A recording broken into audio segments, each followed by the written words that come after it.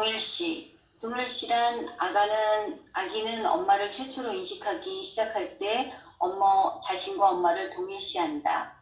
엄마를 자신의 소유물로 경험하는 것. 자신의 부모가 지닌 구체적인 특성, 버릇, 말하기, 억양, 옷 입는 방법 등뿐만 아니라 태도, 종교, 정치적 상황과 같은 특징들까지도 동일시한다. 의사 다니는 자녀들을 자라서 의사가 되고 무망한 남편과 부인은 서로 같은 옷을 입는다. 동일시를 통해서 타자의 어떤 것이 주체 안으로 들어가 그것과 닮은 그 혹은 그녀를 상징하기 때문이다. 형성하기 때문이다. 예, 이제 어쩌면 밖에 있는 대상들을 이렇게 결국 닮아가는 것들이죠. 그게 내면화되면서 어떤 우리의 인격을 형성한다. 이제 이런 얘기죠. 이렇게 내시화되는 것들 중에는 사랑하고 도와주는 좋은 대상들도 있다. 가장 중요한 것은 좋은 내적 대상과 동일시하는가 아니면 나쁜 내적 대상과 동일시하는가이다. 그것은 내사할 때 안정적인 행복감과 자기 확신에 이르고 내적 대상은 정체성으로 동화된다. 이게 나쁜 내적 대상과 동일시되면 병리적인 인격이 발달한다. 강한 적대적 충동을 수반하는 환상들이 내재화될 때 안정된 자기의 느낌을 크게 제한된다. 좋은 내적 대상과의 동일시는 유아에게 중요한 심리적 변화를 허용한다. 때때로 자신을 배제시키는 부모 사이의 관계를 받아들일 수 있고 그때 침범당하지 않고 그 관계를 바라보는 것을 감당할 수 있게 된다. 이것은 부모 간의 관계 상황의 진실을 존중하는 단계에 해당한다. 비정상적인 발달의 흐름에서는 나쁜 대상과 동일시하는 일이 발생한다. 그때 개인은 부모 간의 관계로부터 독립된 현실 인식을 성취하거나 경험할 수 없다. 그는 현실로부터 도피하고 그 결과 왜곡된 정체성을 형성한다. 예, 다음 사례 보겠습니다. 좋은 대상과의 동일시. 내적인 행복감은 좋은 대상의 생겨나는 사실을 보여준다. 당시 10세였던 리차드는 학교에 갈 수 없을 정도로 다른 아이들을 두려워한 소심한 아이였다. 그 전날 놀이치료실을 사용할 수 없었던 리차드는 클라인과 놀이치료실로 가는 도중에 만나게 되었고 그녀가 놀이치료실 열쇠를 가지고 있다는 사실을 알고 기뻐했다. 클라인은 친숙한 놀이치료실을 상실하는 것에 대해 아이의 공포는 치료자를 상실하는 것, 클라인의 죽음에 대한 두려움이라고 해석했다. 리처드는 꿈에서 버려진 검은색 자동차를 보았고 또 전기불을 껐다 켰다 하는 놀이를 했다고 말했다. 그 꿈은 죽어가는 치료자와 엄마에 대한 공포가 표현된 것이라고 지적했고 친숙한 방을 잘못 쓴 것 같은데요. 상실하는 것에 대한 두려움은 할머니의 죽음에 관한 그의 슬픔을 의미하기도 했다. 클라인은 리처드가 상실할까봐 두려워한 치료자와 엄마와 할머니를 연결시켜 해석을 확대했다. 방을 되찾은 것은 그에게 치료자가 살아있고 할머니가 되살아났음을 의미한다. 이 모든 것은 따뜻하고 안정감을 느끼는 좋은 대상이 상실될지도 모르지만 다시 회복될 수 있을 거라는 리차드의 무의식적 사고를 나타낸 것이라고 해석했다. 중요한 사람을 상실하는 것에 클라인의 해석에 감동받은 리차드는 그녀가 그의 고통을 이해해 준 것이 그의 마음에 닿았고 그래서 그는 내적 행복감을 느끼게 되었다. 그 후에 리처드의 놀이는 더욱 행복하고 생기있고 창의력이 풍부한 것이 되었다. 그는 지지와 희망과 행복을 얻었고 그것은 그의 내적 대상이 되었다. 환자가 자신을 도와주는 좋은 부모 의무를 내재화할 때 커다란 안도감과 사랑의 느낌이 넘쳐나게 된다. 좋은 대상은 자기 안에 동화되고 동일시될 수 있다. 그래서 이게 어떤 우리의 치료에서의 우리의 희망이에요. 치료자가 내면화된다고 한다면, 근데 치료자가 내면화되는데 중요한 것은 이 치료자가 좋은 대상으로 내면화돼야 되겠죠. 치료자가 원대상 못지않게 가혹한 대상으로 다시 내재화된다고 한다면 이분은 도움을 받으러 왔다가 더 힘들어지는 경우도 발생하겠죠. 그 동일시가 일어나는데 그 동일시의 대상의 퀄리티가 문제예요. 그래서 어떤 맹모 삼천지교가 어떤 면에서는 일리가 있는 얘기죠. 시장터에서 아이들이 자라면서 자기가 이상화할 만한 대상을 만난다고 하는 것이 정말 이상화할 만한 대상을 얼마나 만날 수 있겠느냐. 그거보다는 좋은 서당 곁에 어떤 학문이 있는 곳으로 이사를 했다고 하는 것은 아주 어릴 적부터 어떤 이 대상관계의 중요성을 이해한 거죠. 맹자의 모친께서 이미 이제 이런 것을 터득하신 거죠. 내재화되는 대상들이 얼마나 중요한가 하는 거죠. 근데 실제 우리가 동일시라고 하는 것은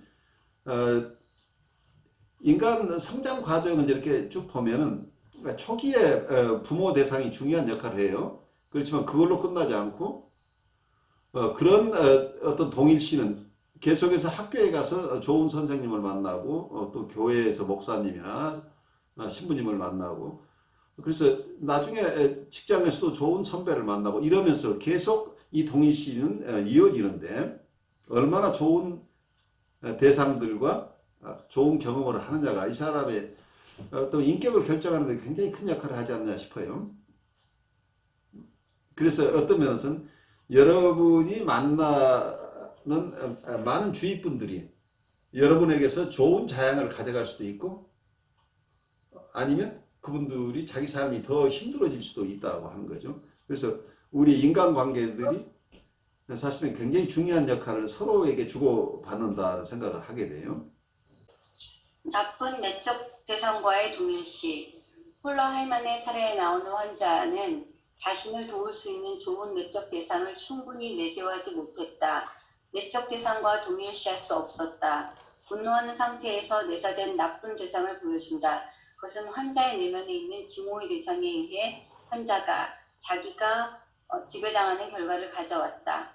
그리고 그 대상은 맹목적인 충성과 아주 제한된 정체성을 강요했다.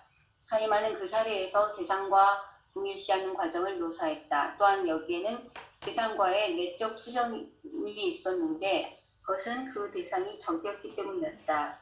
내술가였던 이 여자 환자의 창조적인 부분은 잠시 낯선 대상에 의해 지배되었고 환자의 성격은 일시적으로 내사된 나쁜 대상을 담게 되었다. 사례 내면에 악마가 있는 여자.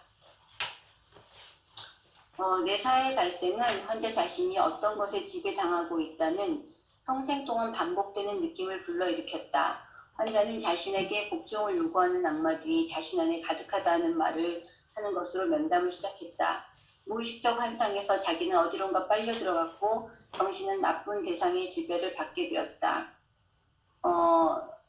이 여자는 불평을 했는데요. 이번에는 온통 종기가 났고 운전 중에 일어났던 사건에 대해서는 바보 같은 남자가 내 차를 밀어붙였고 긁힌 자국은 모두 그런 사람들의 짓이라고 했습니다. 이때 자동차에서는 자신이 박해 상태에 있음을 나타내는 것으로 보입니다. 입에 난 좀비는 내적 상태를 표현하는 방법으로 그리고 내적으로 긁힌 것이며 훼손된 차는 훼손된 외부 대상에 대한 느낌과 관련된 것이었습니다. 그녀는 심한 수동성과 무력감을 느꼈습니다. 자신이 외부 대상의 요구에 따르도록 강요되었다고 느꼈고 그 외부 대상은 그녀 내부에서 복종을 요구하는 악마처럼 느껴졌습니다. 나쁜 외적 대상과 강한 적대적 관계를 묘사하고 있었으며 나쁜 대상에게 압도되었습니다. 여자 운전자에게 퍼부은 심한 언어적 공격은 자신의 신체 부분, 즉 입에 대한 공격으로 경험되었고 그 입에 난 좀비는 그 사실에 대한 증거로 볼 수 있습니다. 근데 사실 그 이야기를 읽으면서요, 이제 여기다 정리하기가 어떻게 굉장히 복잡하더라고요. 근데 너무 힘들죠. 예. 복잡하게 내용이 길고 많았던 것도 있지만 제가 그 여자가 너무 싫었던 것 같아요. 그래서 그 여자가 한 말들을 클리어하게 이해하지 못해 불평하고 그 상황을 상황대로 보지 못하고 그런 사람이 뭐라고 하는 말에 대해서 제가 귀 기울이고 싶지 않았던 것 같아요. 그래서 그냥 이렇게 간단하게 정리했습니다. 네, 한 번 내줘야 된 대상은 삶의 드라마에서 매우 중요한 초점적 요소가 됩니다. 개인의 정체감과 관련해서 깊은 의미를 가지고 있는 내재화 방식, 즉 증오 혹은 사랑에 대해 살펴보았습니다. 그리고 그것은 또한 내적 대상의 운명에 영향을 끼친다고 하고 다음 챕터에서 본다고 합니다. 그래요. 아주 굉장히 어떤 생생한 사례들이 이 속에 있어요. 여러분들 시간 날 때 계속해서 반복해서 읽어보시면 우리가 그냥 이론상으로만 듣는 내적 대상이라고 하는 게 실제로 우리 이 삶 안에서 내적 환상이나 이런 걸 통해서 무의식 중에 우리를 지배하고 있다는 것을 생생하게 느낄 수 있는 사례들이에요. 오늘 이 중요한 챕터 발제하시느라고 힘이 드셨을 텐데 마지막 스테이트먼트 하시죠. 모르겠어요. 저는 이제 늘 아이들과 함께 있어서 그런지 모르겠는데 이게 정체성을 갖게 된다는 그 부분이 굉장히 저는 이제 잘 이해하고 싶었는데 오늘 이 과에서 표현된 모든 정체성이란 부분을 제가 다 이해하지는 못한 것 같은데요.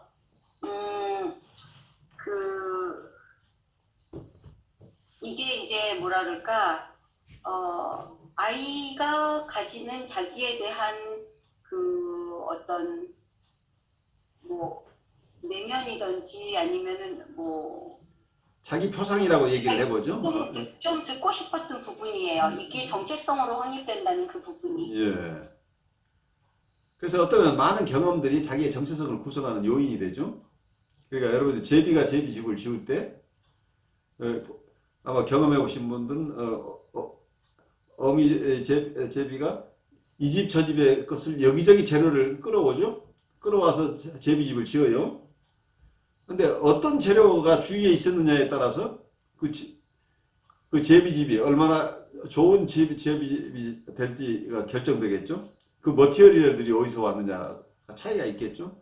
그래서 어떤 건자재를 가지고 어떤 건축 재료를 가지고 건축하느냐에 따라서 이게 좋은 건물이 되느냐 안정되지 못한 건물이 되느냐. 그래서 어떠면은 부실 공사가 일어나는 것은 원자재, 원재료 이런 것들이 부실하게 되면 부실 공사가 일어날 수밖에 없겠죠. 그래서 우리가 동일시를 통해서 인격이 형성된다고 한다면 동일시를 하게 되는 원 대상들이 좋은 품질을 가지고 있는 게 우선 중요하지 않을까 하는 생각을 해요.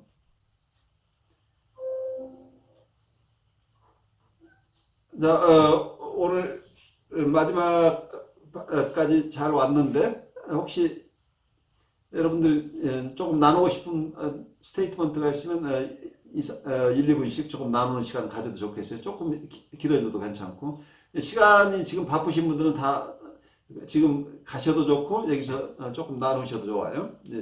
시간은 끝났어요. 그러니까 자유스럽게 떠나셔도 좋아요.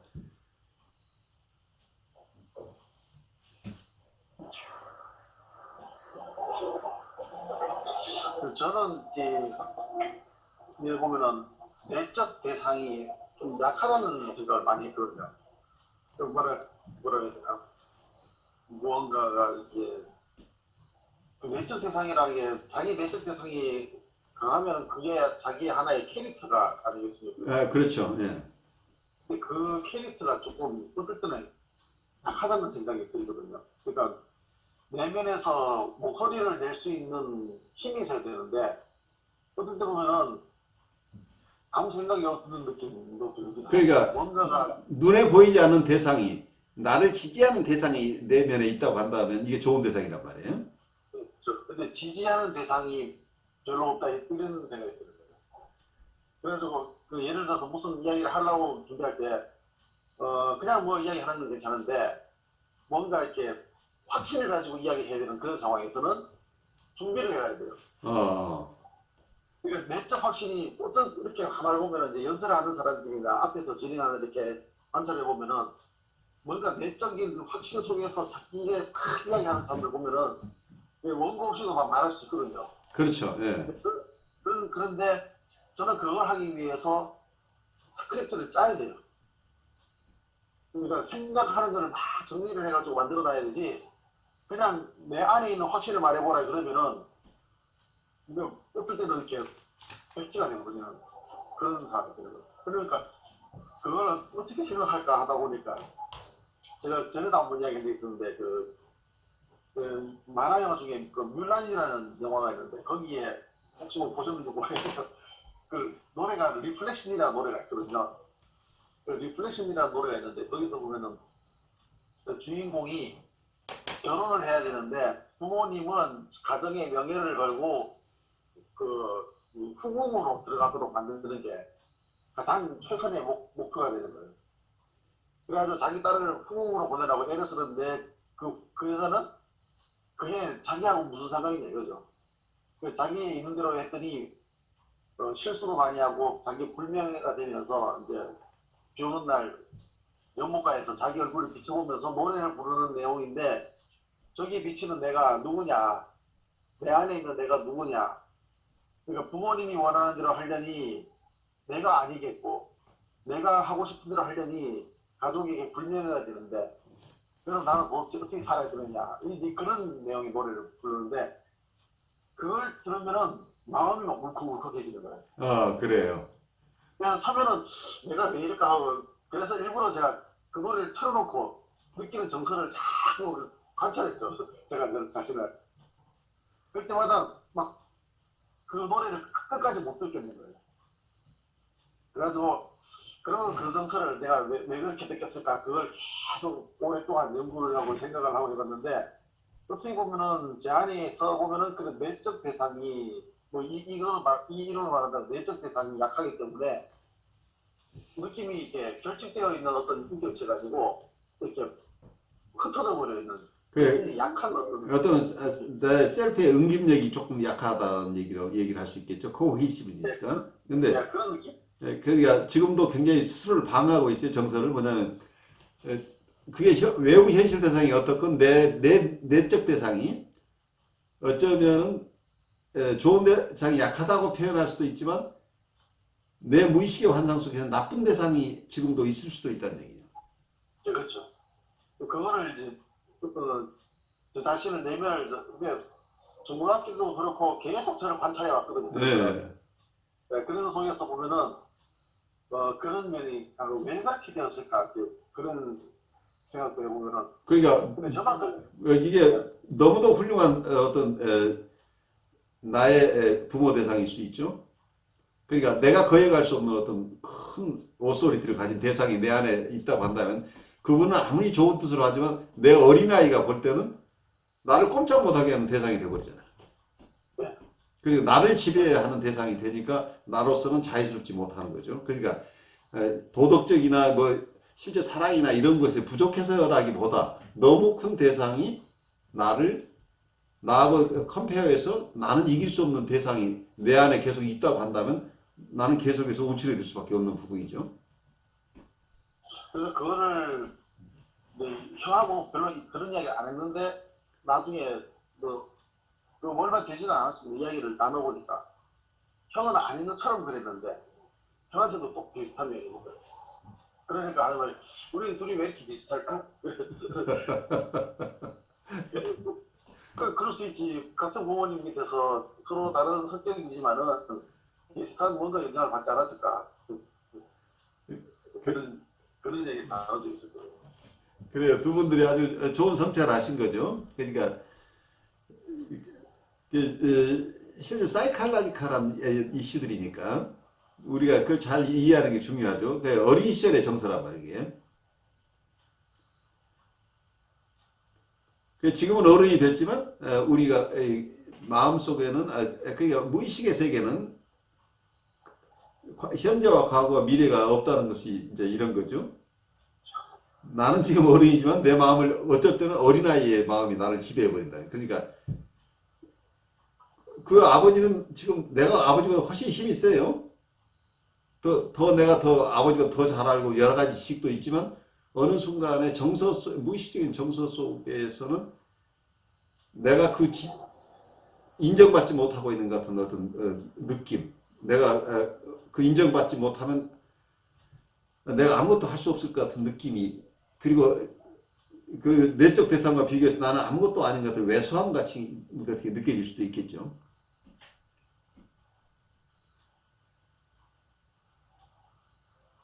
어쩌면 이제 이런 것들을 잘 이해해 나간다는 과정들이 우리가 성숙해가는 과정이죠.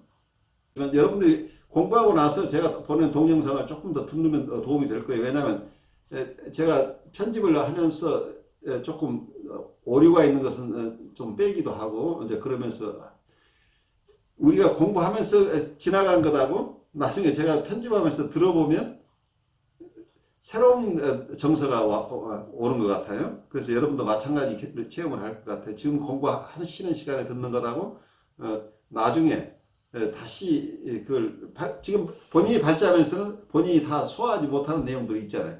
그때 정서를 피가 못하지만 나중에 내가 발제한 것을 들으면서 또 많은 정서를 경험하실 거란 얘기예요. 그리고 그때 발제할 때 갖지 못했던 인사이트들도 또 픽업을 하게 되실 거예요.